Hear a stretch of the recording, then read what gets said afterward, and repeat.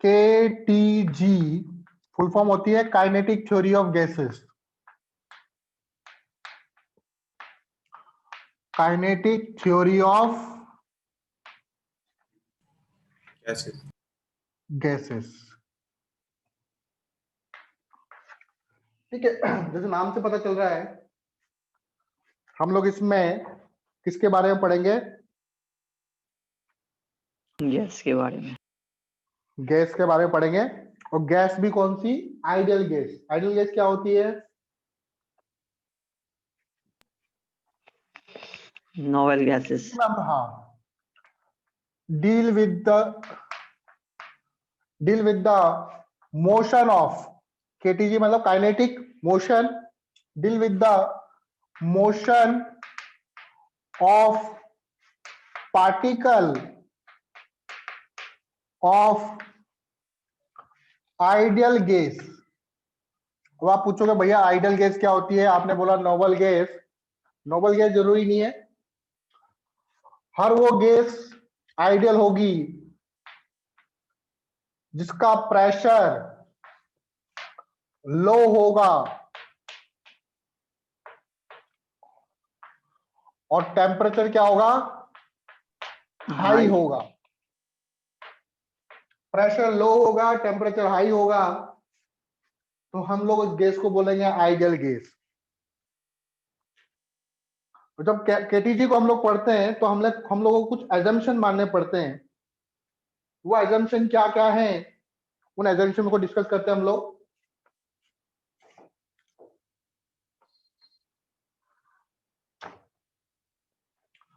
तो क्या क्या एजम्पशन है? एजम्पशन अबाउट नोबल गैसेस, या फिर जब हम इसमें पढ़ेंगे, सॉरी, आइडियल गैस के बारे में एजम्पशन, तो हम लोग मानेंगे कि जो वॉल्यूम है किसका? मॉलिक्यूल्स का। Volume of molecules of gas, gas नहीं sorry, volume of molecules is negligible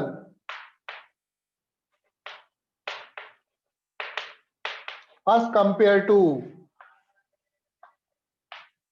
volume of gas, as compared to volume of gas। ये कैसे पॉसिबल है? गैस के मॉलिक्यूल्स का, सॉरी, मॉलिक्यूल्स का जो वॉल्यूम है वो गैस के वॉल्यूम के कंपैरिजन में नेग्लिजिबल है। सपोज करो मैंने एक टैंक लिया,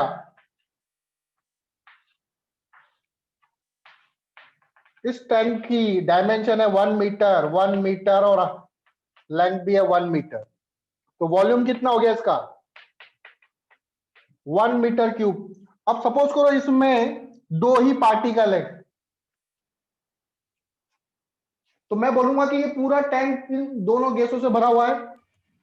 हाँ सर। और इसमें जो गैस के पार्टिकल है केवल दो ही मॉलिक्यूल्स है, तो गैस का वॉल्यूम कितना हो गया? इस पूरे टैंक का वॉल्यूम। और मॉलिक्यूल का वॉल्यूम निकालेंगे तो मॉलिक्यूल तो दो है स्मॉल, इनका मॉलिक्यूल क्या होगा? इनका वॉल्यूम इस गैस के वॉल्यूम के कंपैरिजन में बहुत ही स्मॉल होगा। Yes sir. बात समझ में आई? Yes sir. दूसरी चीज, ये तो हो गया पहला अजम्पशन, रब कर दो इसको।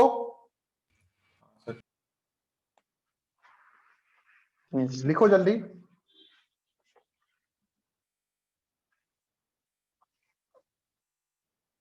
दूसरा अजम्पशन क्या है? कि जो पार्टिकल्स है ये एक दूसरे से बहुत दूर दूर है, तो इनके बीच में कोई इंटरमोलिकुलर फोर्स नहीं लग रहा।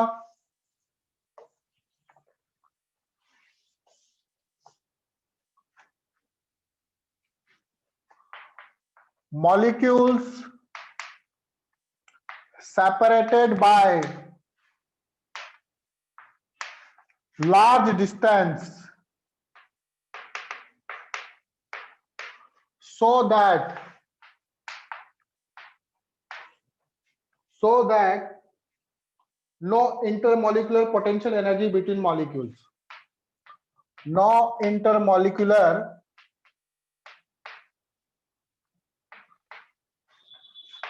potential energy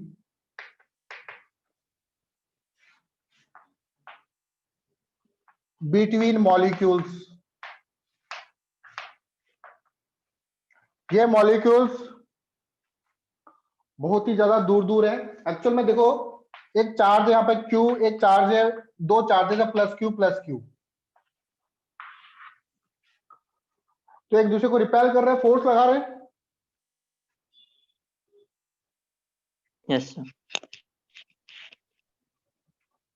ठीक है, कौन सा फोर्स है? इलेक्ट्रोस्टैटिक फोर्स लगाएंगे तो इनके बीच में कुछ ना कुछ क्या होगी? पोटेंशियल एनर्जी होगी। बात समझ में आ रही है? जैसे दूर भागने की कोशिश कर रहा है तो कुछ ना कुछ पोटेंशियल एनर्जी है। Yes, sir. अगर इन पार्टिकल को बहुत दूर दूर रख दूं मैं, बहुत दूर दूर, तो अब ये इस पे इफेक्ट नहीं डाल पाएगा। मतलब डालेगा तो, लेकिन बहुत ही कम डालेगा, Negligible. नेग्लिजिबल। तो इनके बीच में कोई पोटेंशियल एनर्जी नहीं होगी। आ रही बात समझ में? Yes, sir.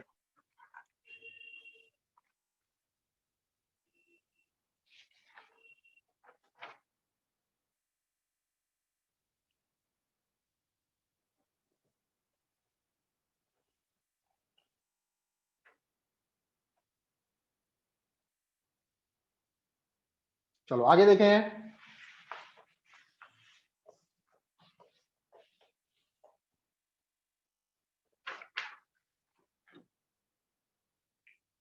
तीसरी चीज, गैस के मॉलिक्यूल्स मूव करते रहते हैं, ठीक है, अपनी पोजीशन पे नहीं रहते। तो किस कारण से मूव करते रहते हैं? उनको एनर्जी कहां से मिलती है? जो स्ट्राइक करते हैं आपस में। हाँ, वो स्ट्राइक करते हैं आपस में, उनको एनर्जी कैसे मिलती है? सॉलिड में तो नहीं होता। सॉलिड में क्यों नहीं मूव करते? सॉलिड में तो अपनी पोजीशन में वाइब्रेट करते रहते हैं। बहुत क्लोज होते हैं। हाँ सर। गैस में क्यों करते हैं? क्योंकि गैस में क्या होता सर है, पार्टिकल्स फ्री होते हैं। जैसे जैसे आप टेम्परेचर बढ़ाओगे, जैसे टेम्परेचर बढ़ाओगे तो वो क्या करेगा? हीट एनर्जी लेगा। उस हीट एनर्जी के कारण उसका वो किस में कन्वर्ट हो जाएगी? काइनेटिक एनर्जी में। Kinetic.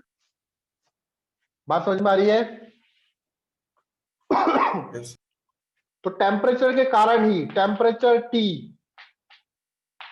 Provides translational. ट्रांसलेशनल का मतलब है, एक तो होता है अपनी पोजीशन पे घूमना, और एक होता है आगे मूव करना। ये आगे मूव करने वाले को बोलते हैं ट्रांसलेशनल, और ये होता है रोटेशनल। तो temperature T provides translational kinetic energy two molecules.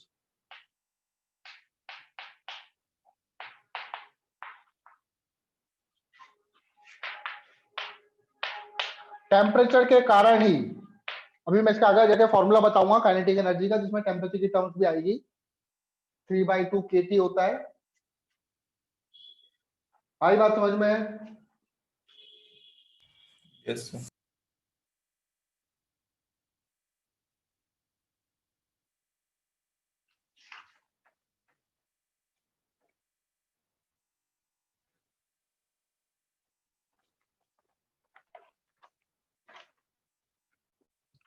और देखो इसमें,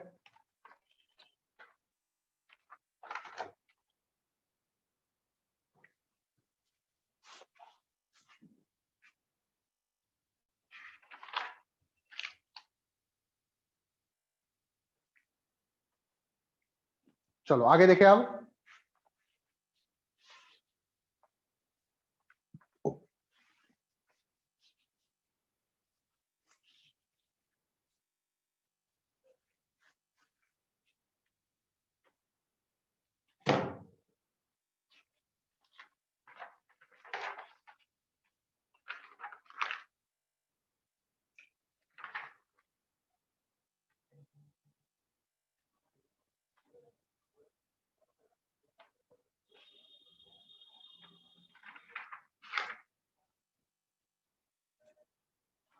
अब देखो एक बॉक्स ले लिया, मान लो मैंने,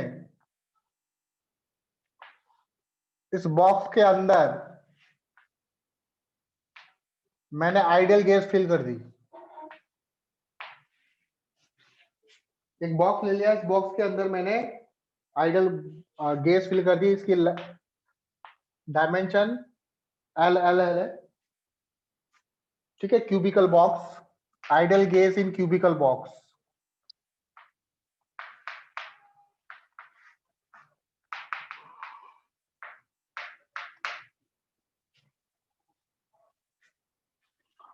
ठीक है। और जो हमने गैस कंसीडर करी, we consider initially monoatomic gas. Monoatomic gas, monoatomic gas कौन कौन सी होती है?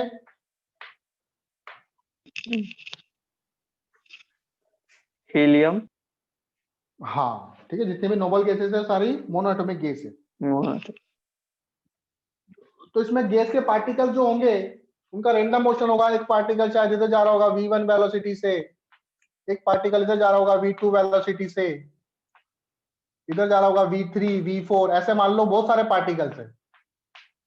तो मैंने मान लिया कि इस गैस के अंदर कितने मॉलिक्यूल्स है, या n मॉलिक्यूल्स है, या n पार्टिकल्स है,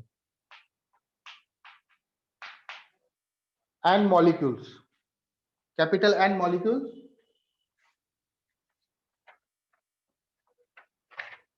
तो गैस के जो मॉलिक्यूल्स होते हैं,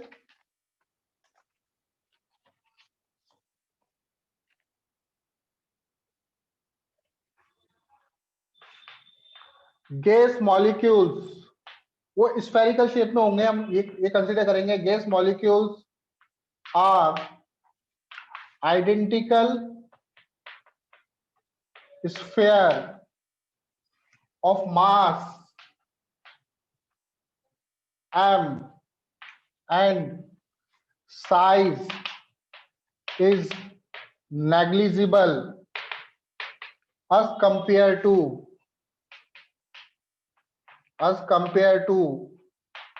वॉल्यूम ऑफ गैस। गैस के कंपैरिजन में उनकी साइज को नेग्लिजिबल मानेंगे हम लोग।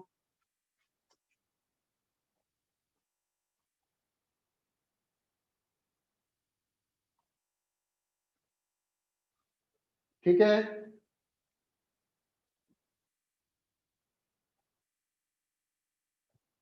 नोट कर लिया?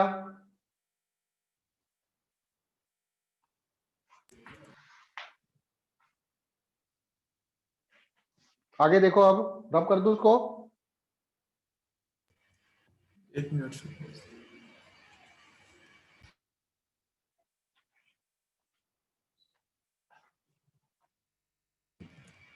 यस सर, कर दो।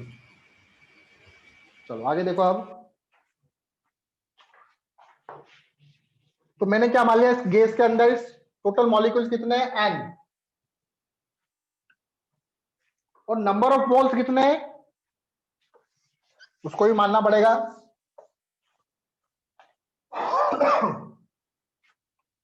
लैट मैंने मान लिया कि इसमें n क्या है? Total number of gas molecules. और स्मॉल n मान लिया आपने number of moles. Number of moles मान लिया आपने स्मॉल n। स्मॉल m मान लिया आपने एक मॉलिक्यूल का मास। स्मॉल m क्या है आपका? एक मॉलिक्यूल का mass. Mass of one molecule. और कैपिटल M क्या है? कैपिटल M हमने मान लिया टोटल मास।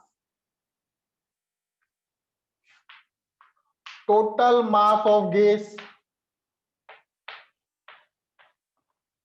और m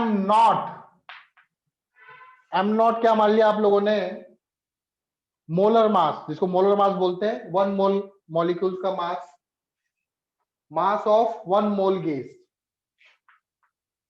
mass of one mole gas. अब देखो इनके बीच में रिलेशन क्या है, m है टोटल मास ऑफ गैस, एक मॉलिक्यूल का मास है स्मॉल m, और ऐसे कितने मॉलिक्यूल्स है n, तो क्या कैपिटल M बराबर होगा small number of molecules into एक गैस का मॉलिक्यूल का मास। बात समझ में आ रही है?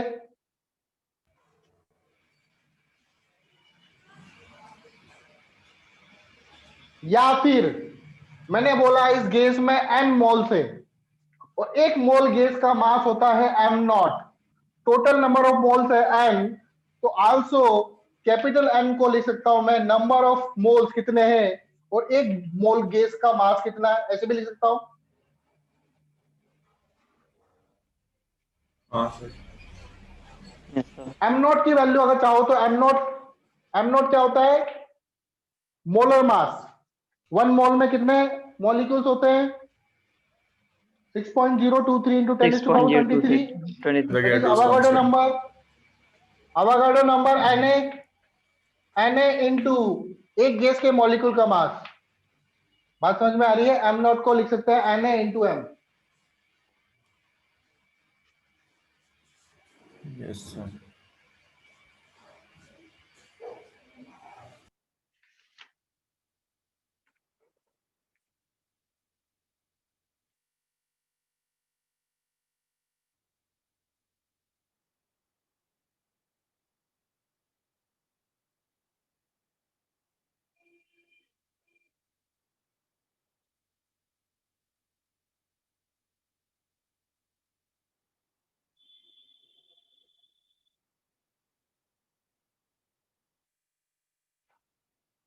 ठीक है, नोट कर लिया?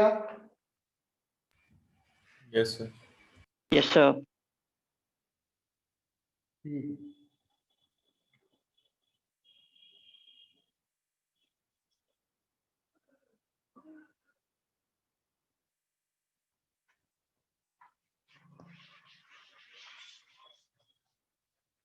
अब देखो ये आपका क्यूबिकल बॉक्स ही चल रहा है अभी।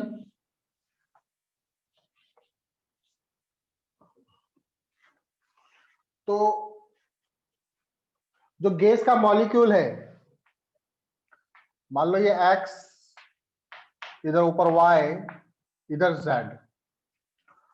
तो गैस जो है वो तीनों ही डायरेक्शन में मूव कर रहा होगा, x में भी कर रहा होगा, y में भी कर रहा होगा, z में भी कर रहा होगा। हाँ सर। ठीक है ना? Yes sir. तो x डायरेक्शन में उसकी काइनेटिक एनर्जी कितनी होगी, that is half m vx का स्क्वायर। y डायरेक्शन में काइनेटिक एनर्जी कितनी होगी, हाफ m vy का स्क्वायर। और z डायरेक्शन में काइनेटिक एनर्जी कितनी होगी, हाफ m vz का स्क्वायर। तो तीनों डायरेक्शन। अच्छा, कौन सी वेलोसिटी ज्यादा होगी, किस तरफ काइनेटिक एनर्जी ज्यादा होगी, x y z?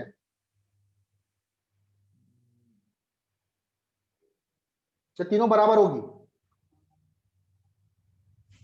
सर किस Z तरफ की होगी। काइनेटिक एनर्जी ज्यादा? तीनों ही काइनेटिक एनर्जी बराबर होगी, x की तरफ भी, y की तरफ भी, z की तरफ भी। तो टोटल काइनेटिक एनर्जी कितनी हो जाएगी, 3 टाइम्स ऑफ किसी भी एक तरफ का ले लो, हाफ m vz का स्क्वायर। बोलो आया समझ में? Yes sir. Hmm. आल्सो जो काइनेटिक एनर्जी होती है मॉलिक्यूल की,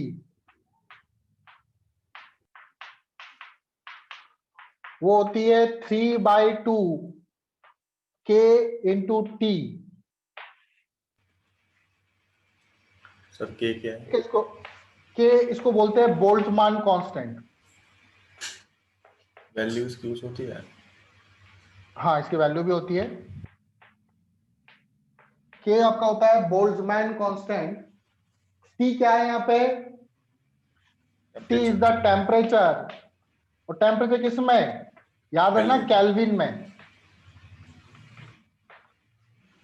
के की वैल्यू जूल्स पर बोल्ट्जमान केल्विन। कांस्टेंट की वैल्यू होती है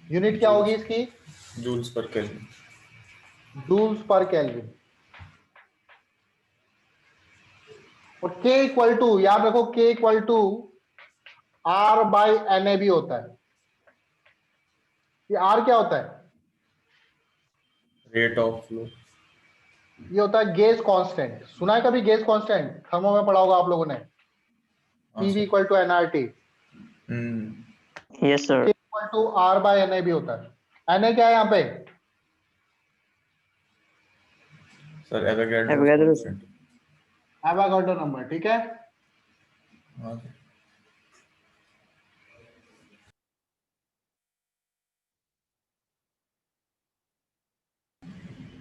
चलो आगे देखो अब।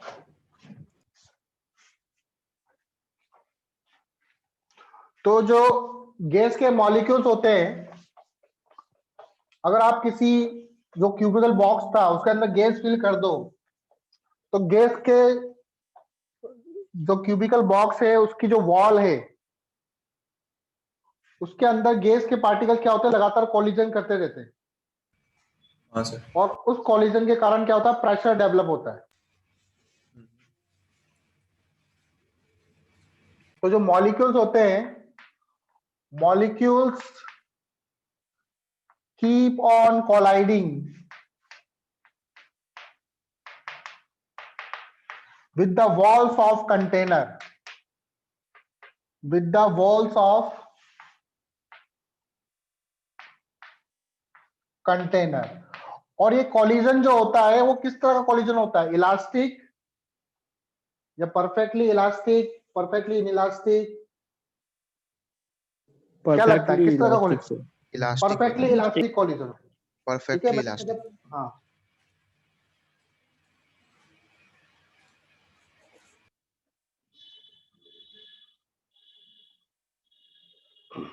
ठीक है। एंड these collision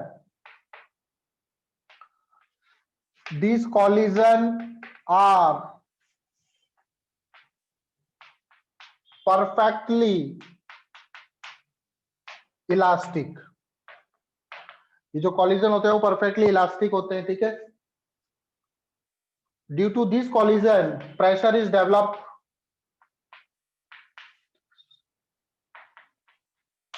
इसी कॉलिजन के कारण प्रेशर इज डेवलप्ड।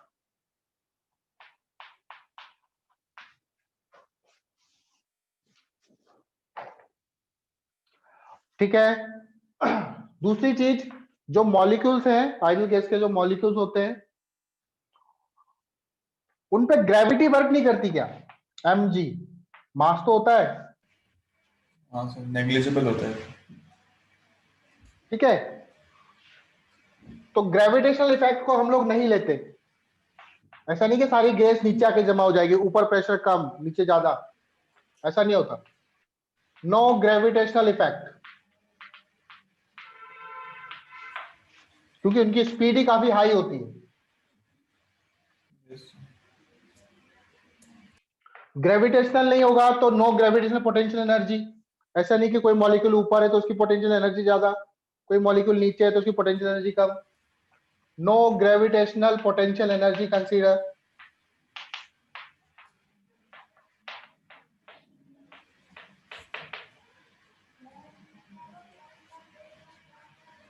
ठीक। जो जितनी भी एनर्जी होती है तो सिर्फ उसमें एक ही तरह की एनर्जी होती है, जो क्या होती है आपकी, कोई पोटेंशियल एनर्जी नहीं होती उसमें, क्योंकि इंटरमॉलिक्यूलर फोर्स भी नहीं होता, ग्रेविटेशनल इफेक्ट भी नहीं होता, तो उसके कारण भी कोई पोटेंशियल एनर्जी नहीं। तो जो भी एनर्जी है वो सब सारी की सारी कौन सी एनर्जी है? Kinetic energy.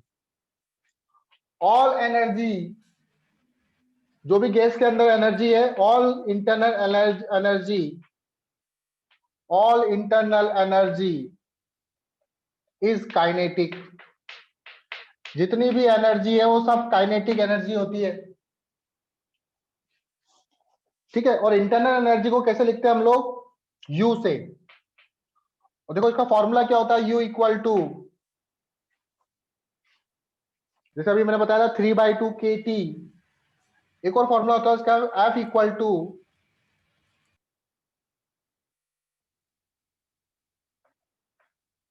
F/2 nRT।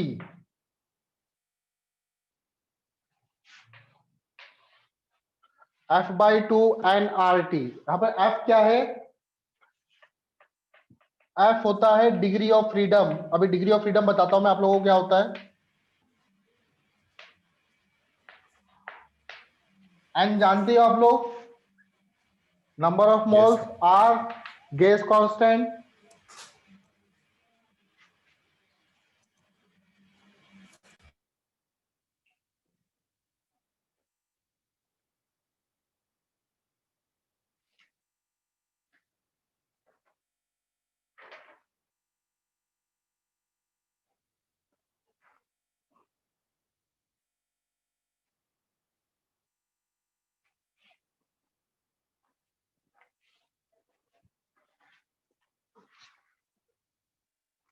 U बराबर F/2 nRT। ठीक है, U आपका इंटरनल एनर्जी, F होता है degree of freedom. Degree of freedom भी आएगा। डिग्री ऑफ फ्रीडम मतलब कितनी तरीके से वो मूव कर सकता है।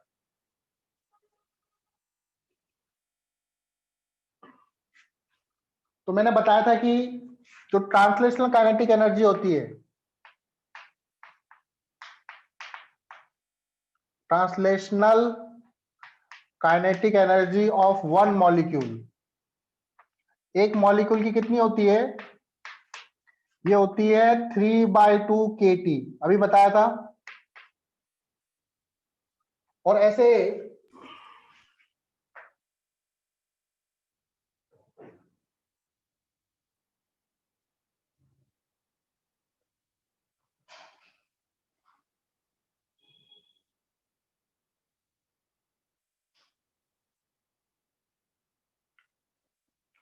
तो ये हो गया ट्रांसलेशनल काइनेटिक एनर्जी। और मैं बोल रहा हूं कि टोटल काइनेटिक एनर्जी कितनी होती है? Total kinetic energy of one molecule,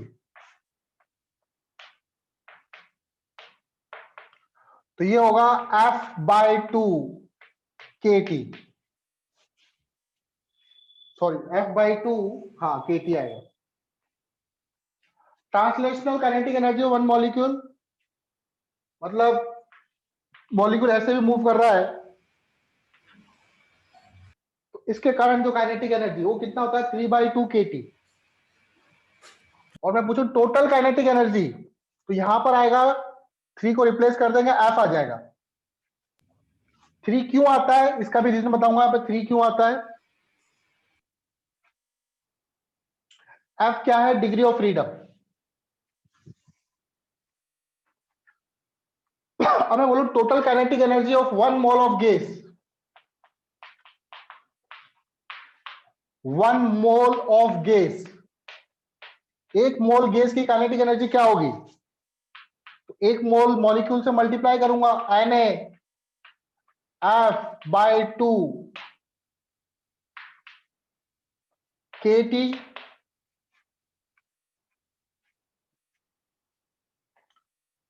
मैंने बताया था K इक्वल टू होता है R/Na, यही बताया था। तो R इक्वल टू क्या हो जाएगा? Gas constant K into Na हो जाएगा। तो K इंटू Na को क्या मैं R लिख सकता हूं? Yes, sir.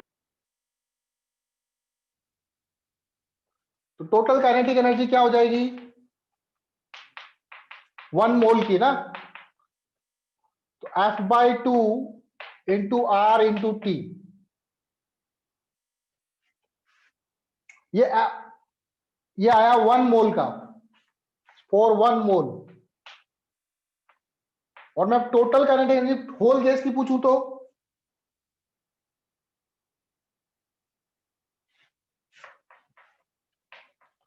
Total kinetic energy of gas, gas के पूछूं मैं, ये तो 1 मोल गैस के लिए, बट पूरी गैस के लिए पूछूं तो इसको जितने नंबर ऑफ मोल थे उससे मल्टीप्लाई कर दूं, F/2 nRT।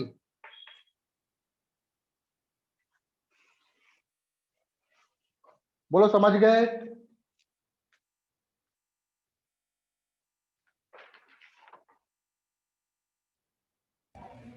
हाँ सर। Yes, sir.